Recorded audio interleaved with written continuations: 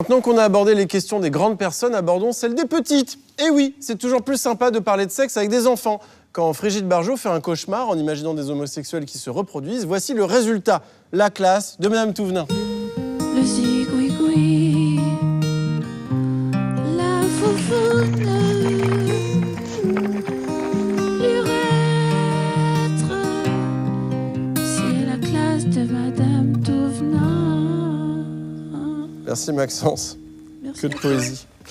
On va prendre une première question du petit Michael. C'est celui qui a la casquette à l'envers.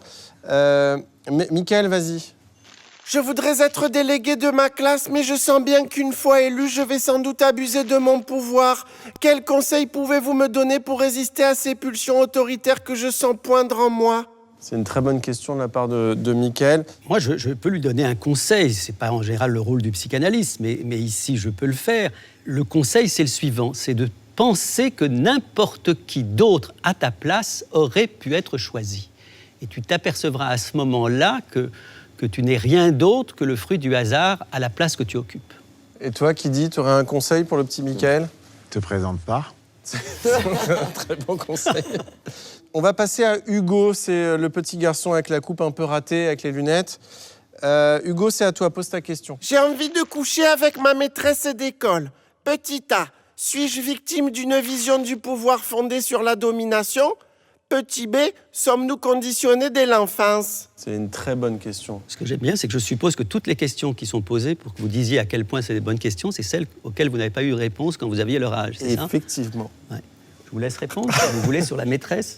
Moi, je vais répondre de manière individuelle sur le président de la République, parce que c'est lui que je suis en ce moment. Je pense que c'est juste quelqu'un qui n'a jamais voulu être enfant. Il n'a jamais été enfant, Emmanuel Macron. Enfin, en tout cas, il n'a pas eu d'adolescence. Il a été adulte à 7 ans. Il a été projeté dans une vie de responsabilité. Il l'a été en choisissant cette femme qui était beaucoup plus âgée. Et il l'a été en prenant des responsabilités à un âge qui était quand même relativement jeune pour un président de la République. Donc, le marqueur chez lui, c'est le fait de ne pas accepter les zones d'enfance ou d'adolescence. Donc, c'est couche avec ta maîtresse et tu vas réussir.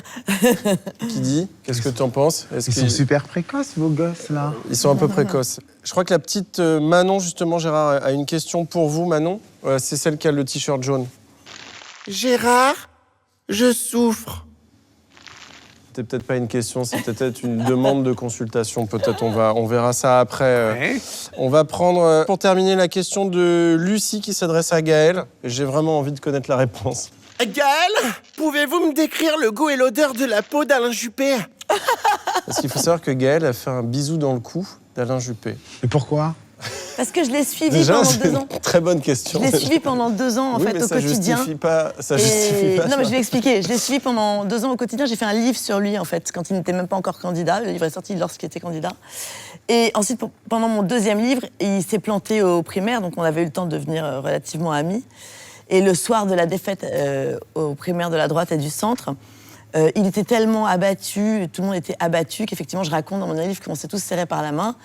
Et à un moment, j'ai pas vu qu'il y avait une caméra, et je l'ai serré dans mes bras et je l'ai embrassé dans le cou. Et je lui ai dit cette phrase, parce que ça a été filmé, « Je vous aime ». Et qui n'était pas un amour politique, pas un amour d'engagement, mais en fait, c'était une déclaration pour pas qu'il se transforme en flaque et qu'il tombe par terre. Donc, l'odeur et le goût de la peau d'Alain Juppé, il sent très bon. Mais ce soir-là, c'était salé parce qu'il y avait des larmes qui coulaient dans son cou. Oh. Merci beaucoup, les enfants. Barrez-vous maintenant. Pitié,